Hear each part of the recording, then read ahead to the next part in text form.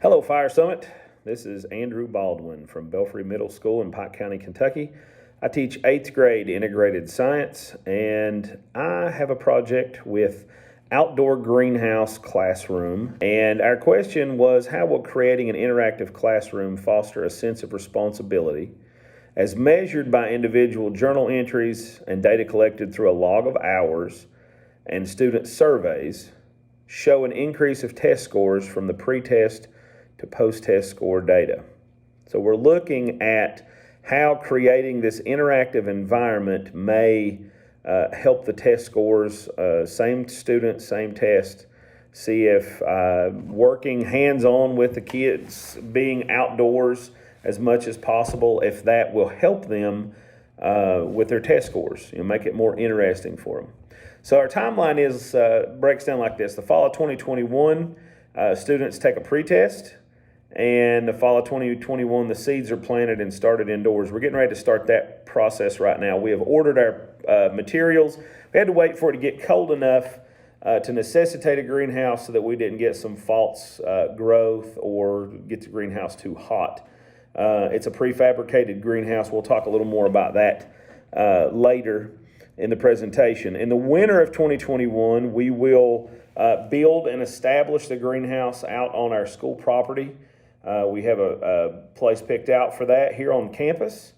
And the winter of 21 and 22, we're going to transplant those planted plants from their small containers and plant them into bigger containers or into fabricated shelving that we have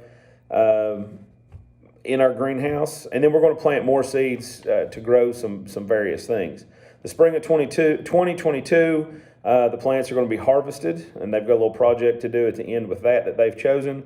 And they're also going to take their post-test, and we're going to compare the data. And then we're all going to come back together here at the Fire Summit and talk about that. Our classroom will be a prefabricated greenhouse. We picked out one online that suited our needs. It was fairly large by the standards of most people's greenhouses that you're going to have in the backyard. I think it was like 15 by 21 and 7 feet high in the middle, so there's plenty of clearance above everybody's head.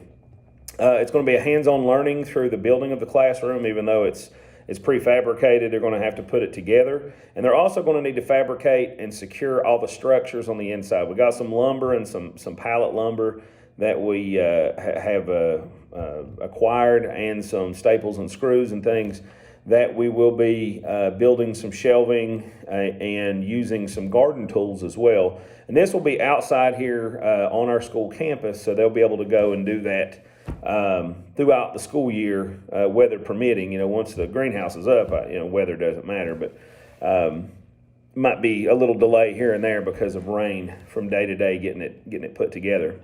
The plants that they'll grow, the students will select those. It's all the stuff that they wanted to grow. They'll have a variety of fruits and vegetables, and there'll be lots of flowers also.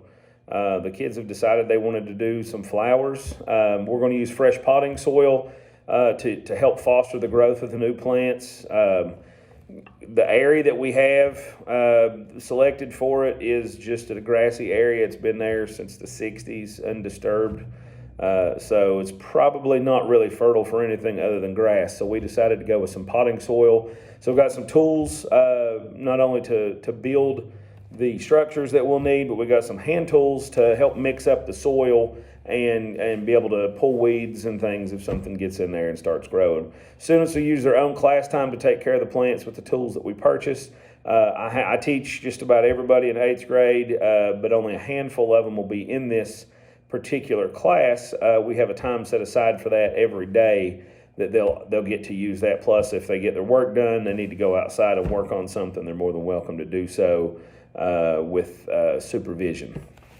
They're going to keep a time log, so we're going to see how much time each student gets to spend. Now, they won't just get to go freely to work on it as often as they would like. They're kids, so we got to keep an eye on them. And we're going to keep a time log on them and see how much they actually interact in the classroom and how much they actually do. The log of their time will be kept to see how much they're in the greenhouse and if there's any kind of correlation between that hands-on work and their test scores. We'll be looking be looking for that collaboration.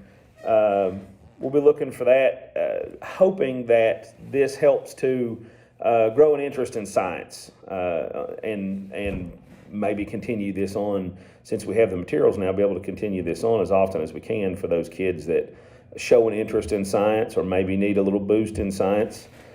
The students are taking a standardized test similar to the K-Prep before we begin, and they'll also be taking the same test after we finish the classroom work for the school year.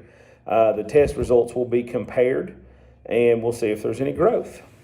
There will be some collaboration. That's one of the neat things, is there'll be collaboration. They'll work with their classmates, but on a recent trip that my family and I took, we met some farmers in some other states. And they have offered to do some video conferencing. We've got some local farmers that we already have lined up that will do some in-person demonstrations if social distancing rules allow, and possibly some video conferencing. And we're also going to try to help incorporate the FMD classroom to allow them to care for some plants and bring them out to the classroom to give them a different experience as often as possible. Those kids love to get outside. They love to get out and do things, and I know they're going to love seeing their plants grow. So we wanted to help foster that bond between the students so that they're able to interact with one another and interact with folks from different classrooms and from around the country from different backgrounds. The data will be kept in daily journals, a log of the volunteer hours, of course, their test scores. We're also going to look at growth and harvest to see the ones that the students take care of. If we have, one student may pick a particular type of flower, so we want to make sure that they take and are responsible for that. We see if there's growth and harvest, or if the plant dies. And we only have so much space, and the soil's all similar, so there's not a whole lot of variables there with the growth as far as the sunlight and the heat and stuff. So we know it's going to be a lot about how they take care of it. We're going to keep track of that as well, just for the students themselves. And then we're also going to do a student satisfaction survey to see how well they feel like this was implemented and how well they feel like this helped impact their love for science. Current observations that I have, the students have gathered lots of information on the plants. They've selected a number of plants they wish to grow. We've selected out the greenhouse and gotten our tools ordered, just waiting on all of that to get together, and they've taken a pre-test. The group of kids that I have are great kids. They're excited about doing the greenhouse. They kind of chose this project. We allowed students to choose different projects, and this is one that I wasn't even sure I was going to get the grant, but they chose it anyway in hopes that we would get the grant, and we did. So we're moving forward with it. So it's kids that are interested in this kind of stuff. Upcoming changes that I know we'll be doing next cycle, we'll be building the greenhouse, planting and harvesting, taking care of the plants, and we're going to be doing the collaborative work. And then the final outcome will be the students wish to create things with their plants. They've decided that they want to do a salad, like a dinner, and have maybe some side dishes or a salad that the kids can give to either their parents or to the staff. We're not sure how much we're going to grow, how much, you never know how much you're going to be able to harvest. And they also talked about doing like some table centerpieces or some wreaths, maybe some bouquets of flowers with the flowers that they grow. Some kids are really interested in the different types of flowers, maybe even some wildflowers. So we're going to let them do whatever they want to with the stuff. This is their project. I'm just kind of guiding them and seeing how they learn from it, teaching a few lessons on it about gardening and about germination of seeds, and how a seed is actually an embryo and how it is part of sexual reproduction. We have a couple of lessons on that we'll be hitting, and I try to hit those every year, but this really puts that in action. And I can also use this with other classes throughout the year. I can use some of the information with them, which I always teach that.